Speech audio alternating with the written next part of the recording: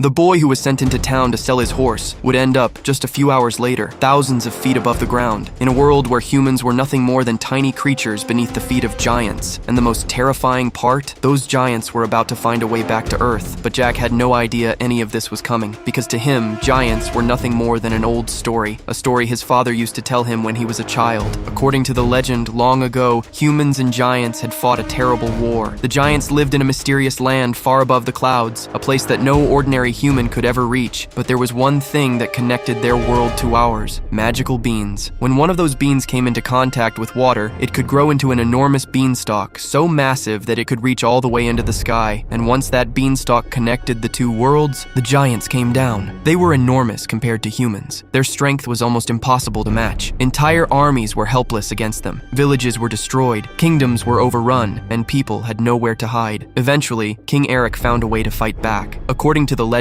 a giant was killed, and its heart was used to create a magical crown. The crown wasn't just a piece of royal jewelry, it had a terrifying power. Whoever wore it could command the giants. Every giant would be forced to obey. King Eric used the crown to drive the giants back into their world, but before the story ended, he made sure the magical beans and the crown were hidden, because he knew that if both ever fell into the wrong hands, the giants could return. Centuries passed. The war slowly became nothing more than a legend. People stopped believing it had ever happened. And Jack? He was fascinated by the story. As a child, he would constantly ask his father the same question: could the giants ever come back? His father would laugh and tell him there was nothing to worry about. The giants were gone. They were only part of an old tale. Jack believed him. He had no reason not to. But years later, Jack would discover that his father's story wasn't a fantasy at all. It was a warning. 10 years passed. Jack had grown up, but life hadn't exactly gone the way he hoped. His father was gone, and Jack was now living with his uncle. Money was always tight. Their small home needed repairs, and one rainy day, things became even worse. Water started leaking through the roof. His uncle couldn't afford to fix it, so he made a decision. He gave Jack their horse and sent him into town. There was only one thing Jack had to do: sell the horse, bring the money home. Simple enough, or at least that's what his uncle thought. When Jack reached the city, something caught his attention. A traveling stage show was performing in the middle of town, and the story being performed on stage was strangely familiar. It was about the giants, the same giants his father had talked about when Jack was a child. Jack couldn't resist. He tied his horse outside and went inside to watch. As the performance continued, Jack became completely absorbed in the story. But then something else caught his attention. A young woman was being harassed by a group of troublemakers.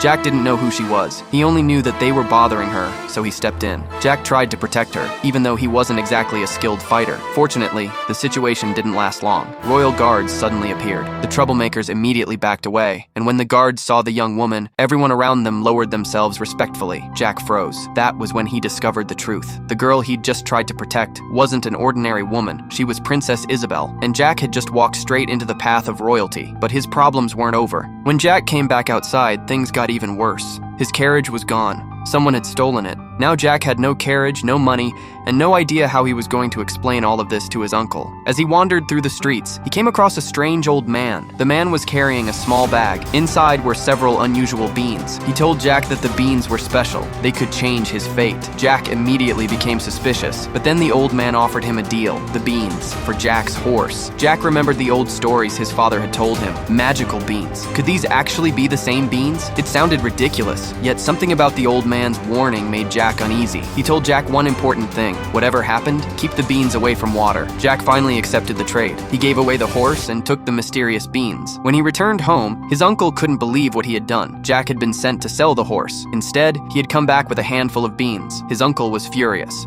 He grabbed the bag and threw it onto the floor. Jack quickly bent down and gathered the beans, but he didn't notice that one had rolled underneath the wooden floor. That single bean was about to change everything. That night, a violent storm moved across the area. Rain poured through the damaged roof. Water seeped through the floorboards, and eventually, a few drops reached the hidden bean. At first, nothing happened. Then the ground began to shake. Jack's house trembled. The floorboards cracked. Before Jack could even understand what was happening, a tiny green shoot burst through the wooden floor. The shoot grew into a thick vine, then another and another. Within seconds, the entire house began to shake. The vines wrapped around the walls, wood splintered, the floor lifted, and the entire building started rising into the sky. But Jack wasn't alone. Princess Isabel had also arrived at his home during the storm. She had been trying to escape the bad weather when the magical beanstalk suddenly erupted beneath them. Jack tried to get her out. He grabbed whatever he could and fought his way toward the door, but the vines were growing too quickly. One Everyone wrapped around Jack and threw him outside. Isabel rushed toward the door. For one brief moment, it looked like she might escape. Then a thick vine slammed the door shut. She struggled to open it. Jack grabbed an axe and began hacking at the vines, but the beanstalk was already too powerful. The entire house was being carried upward, higher and higher. The ground disappeared beneath them. Trees became tiny. The village became smaller. Soon they were above the rooftops, then above the mountains. Then they reached the clouds. Jack kept swinging the axe, desperately trying to cut the vines. Finally, one section broke. Just then, the princess opened the door. But suddenly, the wooden floor beneath Jack's feet broke apart and he started falling. Jack somehow managed to grab the princess's hand, but his grip slipped and he fell down. Luckily, the vines below slowed his fall, so he wasn't seriously injured. But as soon as he hit the ground, Jack lost consciousness. Isabel wasn't so lucky. She was carried upward with the giant beanstalk, straight through the clouds. The next morning, Jack woke up surrounded by royal soldiers. King Eric was there, and he was desperately searching for his daughter. Jack had no choice but to tell him the truth. He explained what had happened. Then he pointed toward the sky. Everyone looked up. A gigantic beanstalk stretched from the ground, through the clouds, and far beyond them. The king immediately realized something terrifying. The old legend was real. His daughter was trapped in the giant's world. A rescue mission was organized. The soldiers would climb the beanstalk and bring Isabel home. Jack was ordered to go with them because he was the only person who had witnessed Isabel being carried away. Captain Elmont led the expedition. Jack joined the soldiers as they secured ropes around themselves and began climbing. At first, the climb seemed manageable. Then the weather changed. The higher they went, the stronger the wind became. Rain hammered against them. Lightning flashed around the massive beanstalk. One wrong move could send a soldier thousands of feet to the ground. Jack was terrified, but every time he thought about Isabel being trapped somewhere above the clouds, he kept climbing. Eventually, the soldiers reached the clouds. Jack looked up and saw something impossible. A massive world was floating above them. Huge mountains, deep valleys, enormous forests, waterfalls that looked like rivers falling from the sky. Everything was enormous. Even the smallest objects seemed gigantic compared with the human world below. Jack couldn't believe what he was seeing.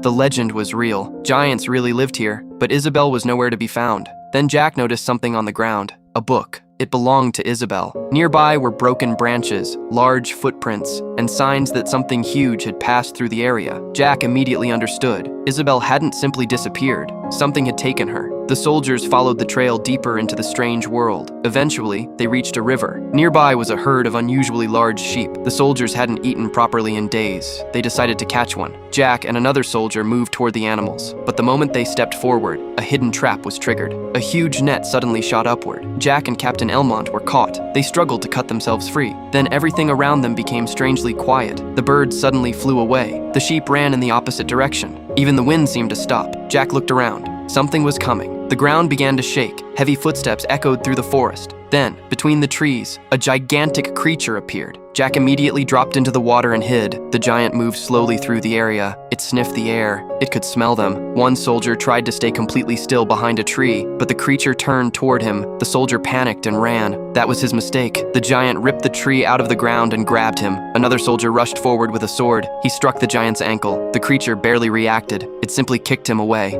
Jack watched helplessly from the water. The giant grabbed both soldiers and carried them away. Jack knew he couldn't fight it, so instead, he followed. He stayed far behind and moved as quietly as possible. Eventually, he reached the giant's kingdom, and there, hidden among enormous mountains, he found Isabel. She was locked inside a cage, but she wasn't alone. Captain Elmont had also been captured. The giants were studying the humans because they wanted information about the world below. Their commander, General Fallon, knew that Isabel was connected to King Eric's bloodline. He believed she might know how humans had reached their world. But Isabel refused to tell him anything, because she knew exactly what would happen if the giants discovered a reliable path to Earth. They would invade. Fallon tried to frighten her by bringing captured soldiers into the room, but Isabel still refused to cooperate. Then the atmosphere suddenly changed. A man entered the giant kingdom. It was Roderick, and on his head was King Eric's magical crown. The moment the giants saw it, they dropped to their knees. Isabel initially thought Roderick had come to rescue her. She was wrong. Roderick had never cared about saving anyone. He wanted power. He wanted the throne. And now he had the one weapon capable of controlling an entire giant army. He ordered the giants to prepare for war. By morning, they would march toward the human world. While Roderick was making his plans, Jack was secretly moving through the giant kingdom. He eventually found a massive kitchen. What he saw inside made his stomach drop. Isabel and Elmont were being prepared as food for the giants. Jack had no army.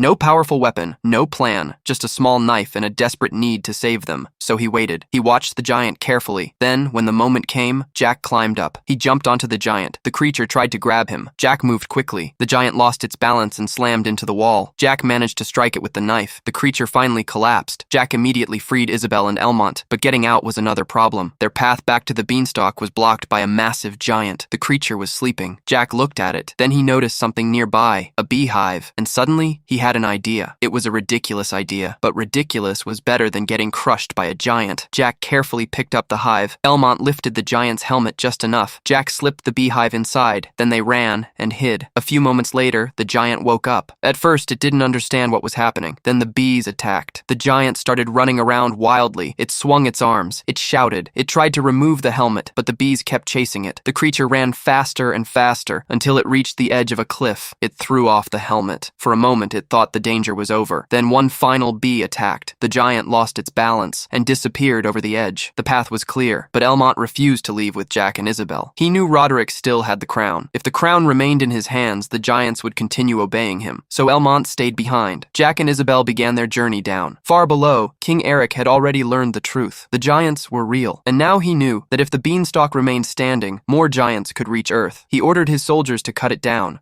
But Jack and Isabel were still climbing down the same beanstalk. They had no idea what was happening below. The soldiers attached ropes and hooks to the enormous plant. Then they began pulling. The beanstalk started to move. Jack looked down. The ground was still incredibly far away. He realized they were in serious danger. Then the giant vines began snapping. Jack grabbed Isabel. They tried to move toward a safer section, but another section broke. The two of them fell. Jack managed to grab a hanging branch. They swung through the air before finally landing safely on the ground. They had survived, but the nightmare wasn't over. Back above the clouds, Elmont finally confronted Roderick. The two men fought desperately. Roderick had a long sword. Elmont had only a smaller weapon. For a while, Roderick seemed to have the advantage, but Elmont waited for an opening. When Roderick's balance shifted, Elmont attacked. Roderick was defeated, but before Elmont could take the crown, General Fallon appeared. Roderick was gone. The crown was now within Fallon's reach. He placed it on his head. Every giant immediately dropped to their knees. Fallon was now their new ruler, and he had something Roderick hadn't used yet, the magical beans. Fallon found the remaining beans and realized what they could do. He threw them into water. At first, nothing happened. Then the ground began shaking. One enormous beanstalk burst from the earth, then another, then another. Dozens of magical beanstalks began rising toward the sky, and the giants started climbing down. Jack saw them from a distance. His heart sank. He immediately jumped onto a horse and raced toward the king.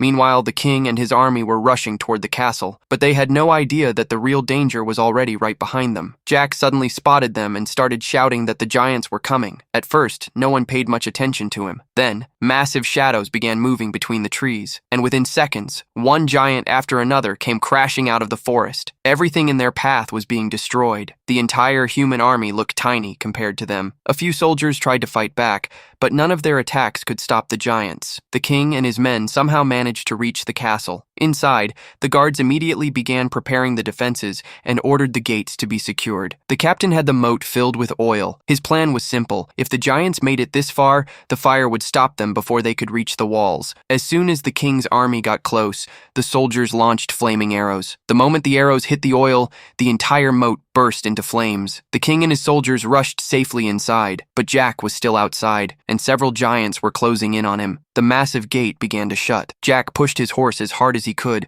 and barely made it through before the gate slammed closed. But one enormous, two-headed giant had already reached the entrance. The captain immediately attacked it. The creature fell straight into the flames. For a moment, everyone thought it was finished. They had no idea it was still alive. Outside, the giants launched an even bigger assault. Suddenly, a massive iron weapon came flying through the air and smashed into the castle wall. Part of the wall collapsed. Then the giants threw huge hooks onto the main gate and began pulling with all their strength. The soldiers inside grabbed the other side and desperately tried to hold it shut. But more and more giants kept arriving. The king ordered his archers to fire. Hundreds of arrows flew toward the giants, but even that couldn't slow them down for long. Then burning trees and huge pieces of debris came crashing down from above. The soldiers began losing their positions. It looked like the castle gate was about to give way. At the same time, Jack and the princess were running deeper into the castle, desperately searching for somewhere to hide. Then the ground suddenly shook. Cracks spread across the floor, and two enormous hands burst up from underneath beneath them. Jack immediately realized what was happening. It was the same two-headed giant that had fallen into the fire. It had survived by escaping through the water and had secretly made its way inside the castle. Jack and the princess quickly hid themselves. Jack slowly lifted the blanket and looked outside. The giant still hadn't noticed them, but then it smashed a nearby mirror. The noise gave away their position. Jack and the princess had no choice but to run. They raced up the stairs with the giant right behind them. Suddenly, one of its massive hands grabbed the princess. Jack grabbed a nearby axe and struck its arm, but the giant caught Jack with its other hand. Its smaller head started laughing at him. Then Jack noticed the helmet covering its head. He swung the axe with everything he had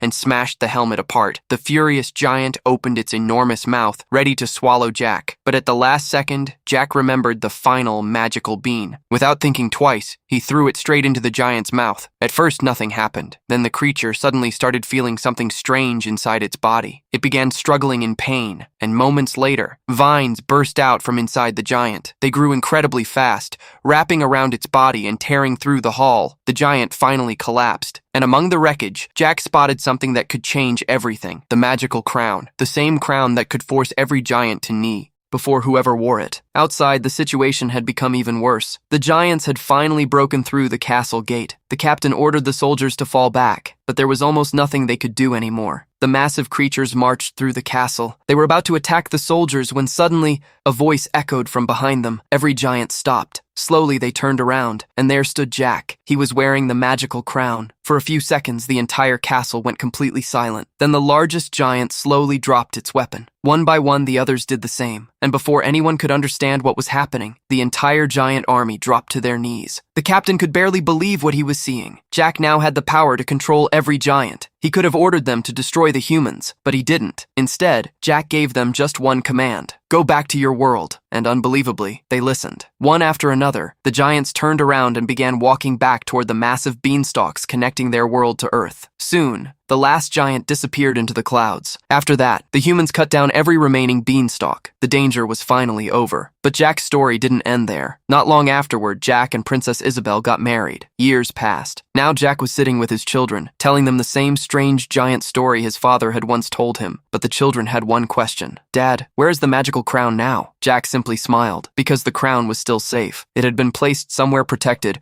where people could visit and see it without ever knowing its true history. To everyone else, it was just an old and beautiful crown. But Jack knew the truth. It was the very same crown that had once controlled an entire army of giants. And perhaps the most frightening part was this: if the crown ever fell into the wrong hands again, the giant's story might not be over after all.